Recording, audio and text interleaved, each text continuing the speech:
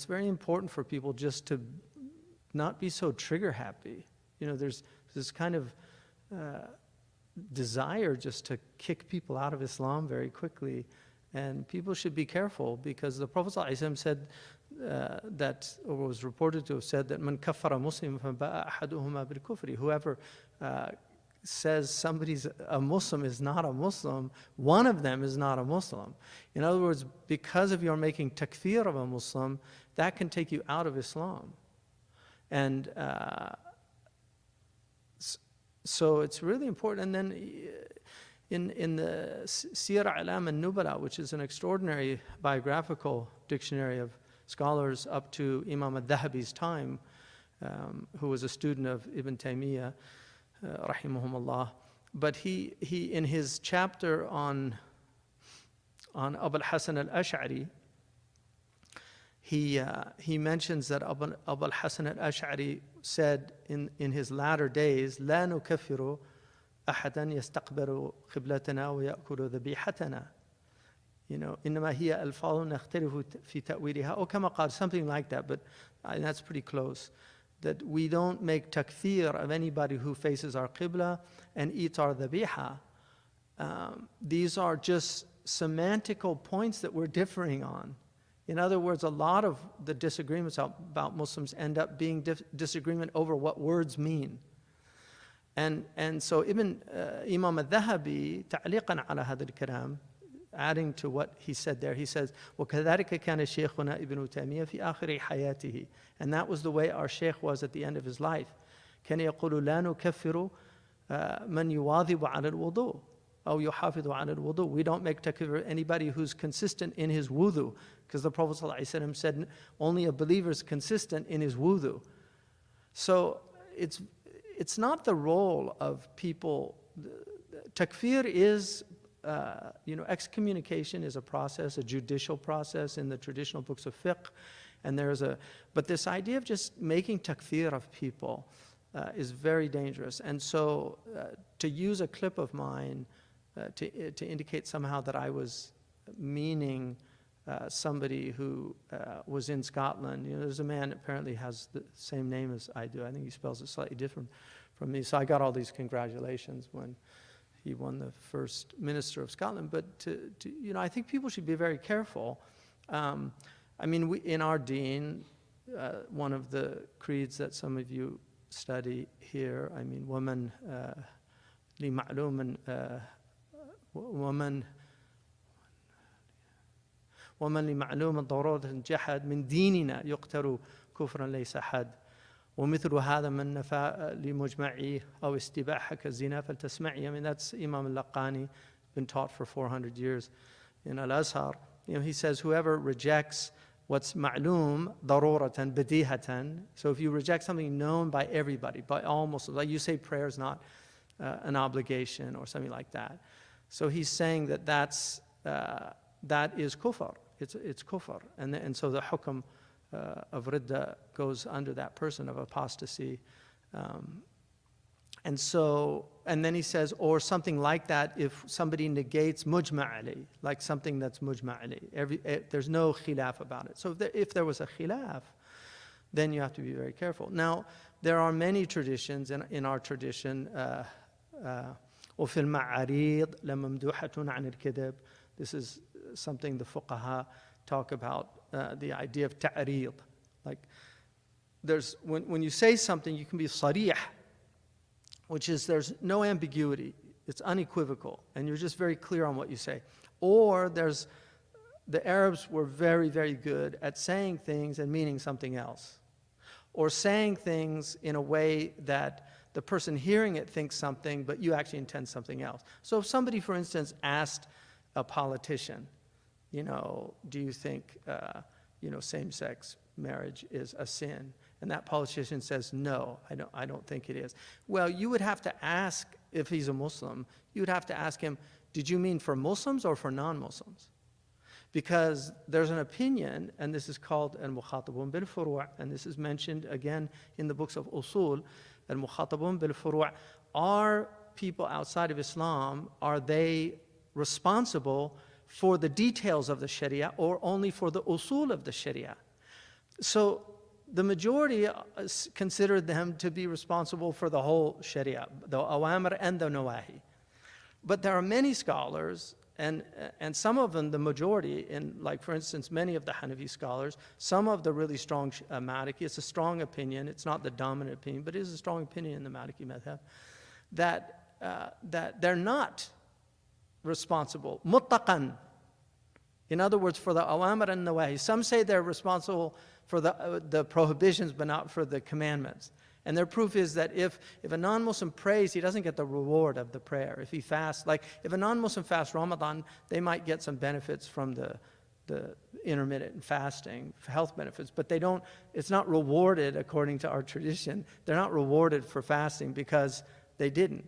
The ones that say that they're responsible, مَا سَرَكُكُمْ فِي سَقَرٍ قَالُوا لَمْ نَكُنْ مِنَ الْمُصَلِّينَ وَلَمْ نَكُنْ نُطْعِمُ الْمِسْكِينَ وَكُنَّا نَخُوضُ مَعَ الْخَائِضِينَ وَكُنَّا نُكَذِّبُ بِيَوْمِ الدِّينِ. So they say, what brought you into hell? And they say, we didn't pray, we didn't pay zakat, and we used to just speak things just inappropriately, and then we rejected the Yawm ad-Din. So that's the proof that they use for being responsible. So this is a khilaf, and it's a valid khilaf.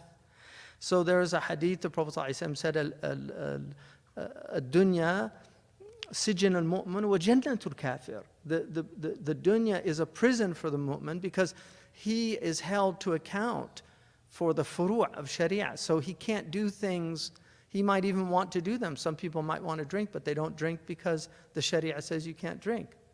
But for the person who's outside of the faith of Islam, this is their paradise according to that tradition. And so that's the idea that they're not really responsible for the furu', they're only responsible for the usul, meaning La ilaha illallah Muhammad Rasulullah. Once they accept that, then the furu', the branches of the sharia become obligatory. So these are distinctions, they're important distinctions. But my advice to the Muslims is to just be very careful about takfir. It's not an easy thing. And then you can also end up being responsible if a Muslim does something crazy and thinks they're doing some kind of good deed, then you could be responsible. You could have, la qadar Allah, you could have blood on your hands for doing that. It's very dangerous to do these things. I mean, we're not qudat. They say a du'at, la qudat. People that are calling to Islam, they're not judges. We're not judges. To be a judge, those are the people that would have to deal with something like takfir. But one should be very careful about making takfir. And people have made takfir of me, and I just, subhanAllah. I mean, I know I'm a Muslim. Seriously. Although he's a perennialist. I'm not a perennialist. I've never anywhere, nobody can find anywhere where I've ever said I'm a perennialist. أشققت عن قلبه. I appreciate some of the extraordinary work that people from that group of people have done, because they have done some extraordinary work. So I'm not one to just dismiss good work that's done, but I'm not a perennialist. My belief is that Islam is the final revelation, and it abrogated preceding revelations. That's my belief, and I've always held that belief since I became Muslim. So people say things all the time, and we'll meet on Yawm al-Qiyamah, and good luck. Good luck. We'll meet on Yawm al-Qiyamah, and there's a qantara. There's a place where Muslims are going to have to deal with the things that they did. Because people aren't going to get into Jannah. If you've wronged Muslims, I mean, even the goat has its day. The goat with the broken horn will have his day on the Day of Judgment for being butted by goats that had two horns. The one with the broken horns. He'll have his day. Every goat has his day. So I just think it's really important for Muslims to just be very careful.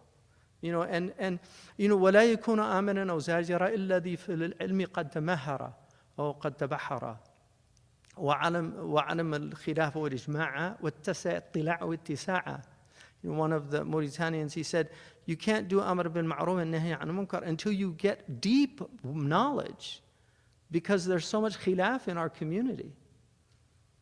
There's a lot of difference of opinion. So you could see something and think it's a munkar, but it's not a munkar. They're following a valid opinion. And they said about Imam al-Ma'ziri that his knowledge was so vast that he rarely condemned anybody, because he would say, oh, maybe he's on the opinion of so-and-so. And it's very interesting. But there's so many people that just, have tongue will travel. These people that want to go and make takfir of people. And first of all, we're in the West. I think people should just leave people alone. Just do what you're doing. You can say, this is not an Islamic belief. We don't believe this. If somebody says something, you can say, this is not an Islamic belief, and make that clear. But I think people should be very careful with their deen. Don't throw your deen away for some YouTube likes. One of the things Imam al-Ghazali says is that the ulama as-su, and he's talking about ulama, he's not even talking about, young boys on the internet trying to get hits, clickbait. He's not talking about those. He's talking about the ulama as-su. These were actual scholars, but they were bad scholars. And he said their hallmark is that they know that the best way to get followers is to condemn and criticize others. That's in you can look it up. It's in the introduction to the Kitab al-Ilm that I did. It's the whole passage that he says. It's a really important point. So he says they know. And that's why if you look, a lot of these people on YouTube, they'll have on their regular, they'll have like 200 views, 1,000 views. But then when they attack somebody who's famous, they call it punching up. Suddenly it's got 10,000 views or 15,000 views. So they know this is a quick way to get people to go to your channel, because fitna's great. Everybody loves fitna, right? Everybody loves fitna. You see Muslims never doing anything, but then when the fitna comes, oh, they're so active. It's like, because shaitan's prodding them. That's all it is. He's got his prodder out, and he's exciting them. So that's my advice, is just, I don't know that person. I've never spoken to them. I don't know what their beliefs are. I don't know, and I have no reason to doubt somebody's Islam. And then if somebody does say something, we're very clear on that. Homosexuality in our tradition is very clearly considered a sin. It's a sin. But is it a sin for people outside of the faith? That's the debate. There is a difference of opinion. So what did somebody intend? I don't know. But just to jump at takfir, I think people should be very careful. Anyway, that's just some advice, take it or leave it. But good luck on the Day of Judgment. That's all I can say, is that the Prophet ﷺ said, a man will speak a word and not give any consideration to it, and it will drag him in the hellfire. That word, la yulqi laha bala. He just won't give it, he'll just say it. It's like it's no big deal. No, you should be very, very wary about what you say. Allah. So, Bismillah ar-Rahman ar-Rahim. We're back.